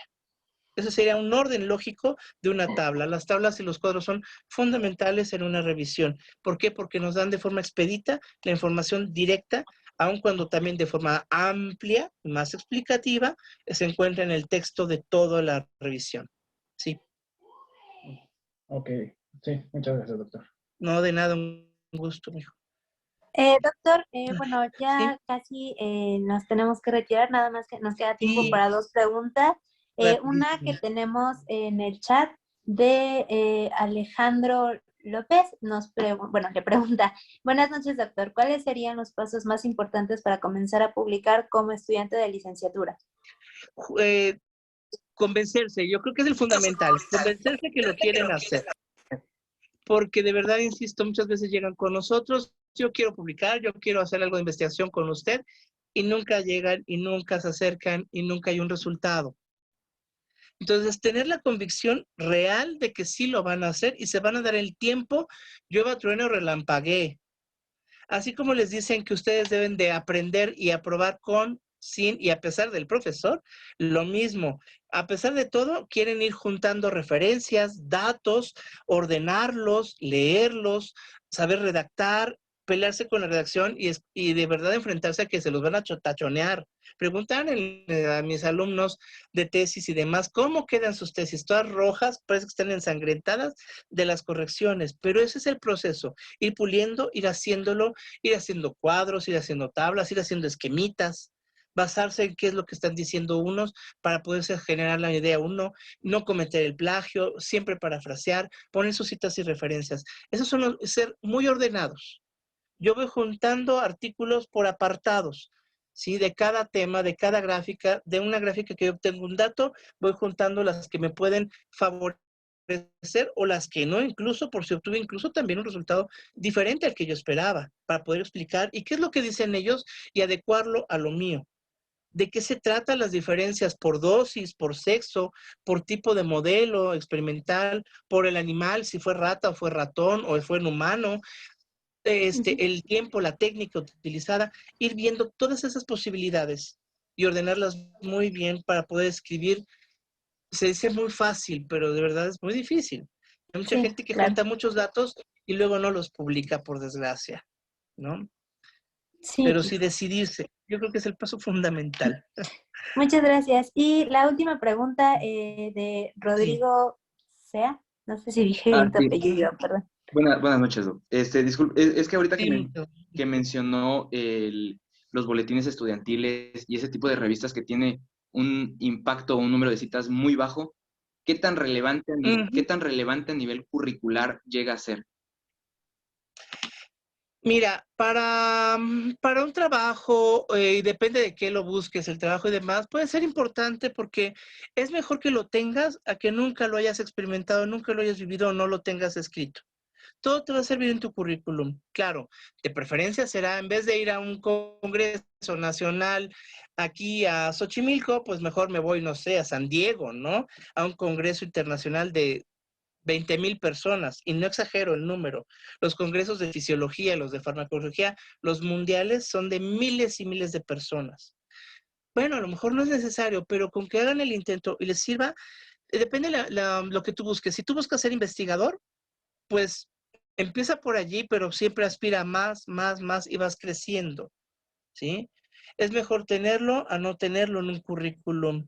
Es mejor experimentarlo y aprender, porque eso a lo mejor te abre las posibilidades del aprendizaje y la experiencia para un día que ya estés en otra posición y puedas hacerlo, a seguir creciendo y ya tener esa experiencia previa, te va a ser más fácil, porque todo te sirve en el aprendizaje.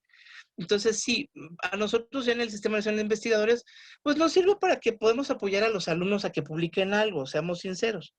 Pero en el sistema no nos lo van a considerar. A nosotros sí nos van a decir, eso no son citas, esos no son, no está indizado, no está arbitrado, o a lo mejor sí está arbitrado. Los boletines están arbitrados. Yo he revisado artículos del boletín, eso es un hecho. Están arbitrados, pero claro, no tiene el impacto. Pero aunque no tengan impacto, pues con tal de aprender y de empezar, comiencen aunque sea por allí. Hay que picar piedra, ¿sí? Eso es lo mejor. Eso es, como les digo, decidirse e iniciar en algo. A lo mejor no tiene impacto, pero ya con la edad y con el tiempo, y si aspiras a ser investigador, a lo mejor esa información te va a servir para después. Claro, sí. Gracias. Pues No bueno, de nada. creo que esas serían todas las preguntas. Pues bueno, ya daríamos cierre a esta ponencia. De nuevo, doctor, Gracias. muchísimas gracias por compartir con nosotros su tiempo, por Al contrario. compartirnos su conocimiento, sobre todo, que pues bueno, sabemos que mucho le ha costado y le damos las gracias. Y pues bueno, chicos, a todos ustedes, muchísimas gracias por estar con nosotros en esta ponencia el día de hoy. Pues bueno, los seguimos invitando a que vean futuras actividades de CAEM, y si no son miembros activos de CAEM, pues a que se unan. Pues las Claro. puertas siempre están abiertas para ustedes, y en especial el comité de SCOM, que se encarga de publicaciones médicas, los recibirá con mucho gusto. Muchas gracias de verdad a todos, y les valoro mucho el trabajo y el esfuerzo que hacen tanto a los organizadores como a los participantes. Gracias por interesarse en la investigación y en la ciencia, y ojalá eso haga un México mejor en el futuro, por ustedes, por su esfuerzo, por su trabajo. Muchísimas gracias por invitarme como siempre, y les deseo mucha salud y éxito sobre todo. Gracias. Y pues bueno, chicos, ya creo que sería todo. Pues si gustan ya